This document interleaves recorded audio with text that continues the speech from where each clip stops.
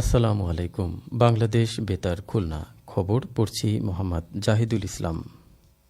আগামী 12ই ফেব্রুয়ারি ত্রয়োদশ জাতীয় সংসদ নির্বাচন ও গণভোট অনুষ্ঠিত হবে। প্রধান নির্বাচন কমিশনার সিইসি এএম নাসিরউদ্দিন গতকাল বাংলাদেশ বেতার ও বাংলাদেশ টেলিভিশনের মাধ্যমে জাতির উদ্দেশ্যে দেয়া ভাষণে ত্রয়োদশ জাতীয় সংসদ নির্বাচনের তফসিল ঘোষণা করেন।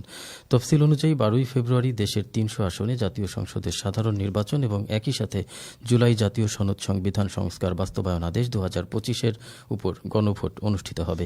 জাতীয় সংসদ নির্বাচনে প্রার্থীদের মনোনয়নপত্র জমা দেওয়ার শেষ তারিখ 29 ডিসেম্বর, মনোনয়নপত্র যাচাই বাছাই 30 ডিসেম্বর থেকে 4 জানুয়ারি, রিটার্নিং কর্মকর্তার সিদ্ধান্তের বিরুদ্ধে আপিল দায়ের তারিখ 11 জানুয়ারি এবং আপিল নিষ্পত্তির তারিখ 12 থেকে 18 জানুয়ারি পর্যন্ত।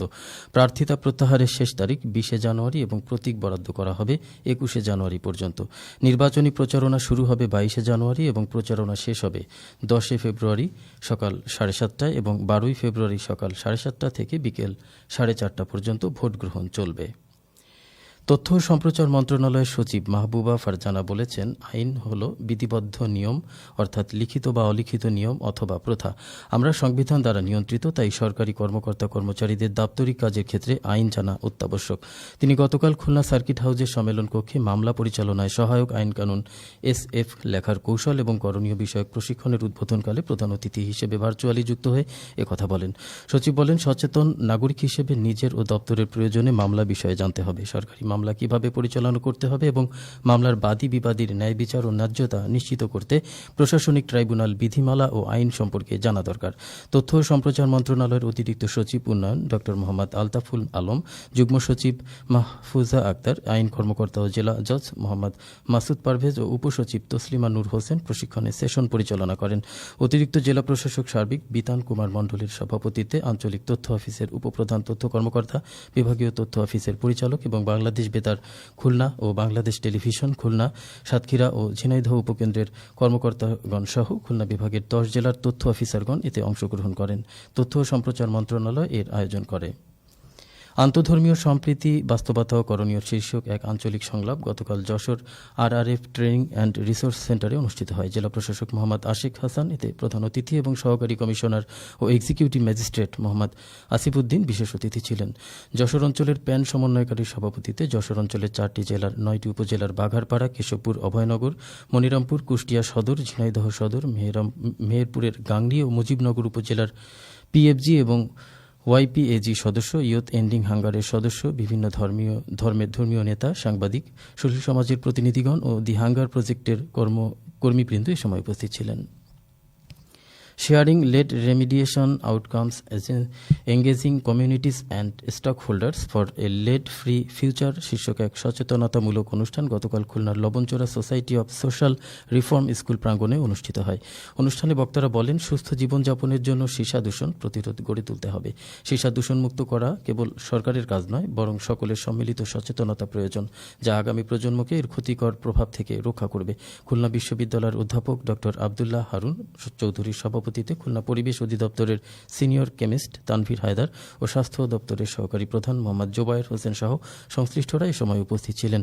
খুলনা বিশ্ববিদ্যালয়ের অধ্যাপক ড মোহাম্মদ আতিকুল ইসলাম সীসা প্রতিকারের ফলাফল এবং ভবিষ্যতের জন্য সীসামুক্ত পরিবেশ নিশ্চিতকরণের উপর কি নোট পেপার উপস্থাপন করেন। শিক্ষক, শিক্ষার্থী ও সরকারি কর্মকর্তা সহ এলাকার সাধারণ মানুষ এ সময় উপস্থিত ছিলেন। খুলনা মেট্রোপলিটন শুটিং ক্লাব গতকাল মেট্রোপলিটন পুলিশ সদর দপ্তর কার্যালয়ে পুলিশ কমিশনার মোহাম্মদ জুলফিকার আলী হায়দারকে সম্মাননা স্মারক প্রদান করে। অতিরিক্ত পুলিশ কমিশনার আবু রায়হান মোহাম্মদ সালে ও অতিরিক্ত পুলিশ কমিশনার মোহাম্মদ শাহনেওয়াজ খালেদ সহ ক্লাবের বিভিন্ন পদের সদস্যবৃন্দ এ সময় উপস্থিত ছিলেন। বিদ্যমান সরকারি মৎস্য খামারসমূহের সক্ষমতা ও মৎস্য উৎপাদন বৃদ্ধির লক্ষ্যে অবকাঠামো উন্নয়ন প্রকল্প জেলা পর্যায়ে এক আঞ্চলিক কর্মশালা গতকাল সাতক্ষীরা এল্লারচর চিংড়ি চাষ প্রদর্শনী খামার কার্যালয়ের হলরুমে অনুষ্ঠিত হয়। মৎস্য অধিদপ্তরের খুলনা বিভাগের পরিচালক মোহাম্মদ জাহাঙ্গীর আলম এতে প্রধান অতিথি ছিলেন। জেলা মৎস্য কর্মকর্তার সভাপতিত্বে মৎস্য অধিদপ্তরের উপপরিচালক, মৎস্য অধিদপ্তরের খুলনা বিভাগের সিনিয়র সহকারী পরিচালক, আঞ্চলিক পরিচালক, কলারোয়া ও উপজেলা কালীগঞ্জ সিনিয়র মৎস্য কর্মকর্তা সহ সংশ্লিষ্ট এ সময় উপস্থিত ছিলেন।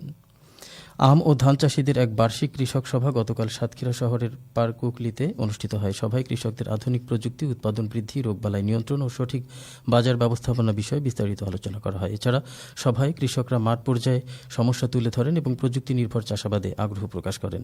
শহর কৃষি কর্মকর্তা এতে প্রধান অতিথি ছিলেন। সদর উপজেলা আম চাষী সমিতির সভাপতির সভাপতিত্বে সদর উপজেলা আম চাষী সমিতির সাধারণ সম্পাদক, সাংগঠনিক সম্পাদক ও কোষাধ্যক্ষ সহ সদর উপজেলার 6 শতাধিক আম ও ধান চাষী এ সময় উপস্থিত ছিলেন।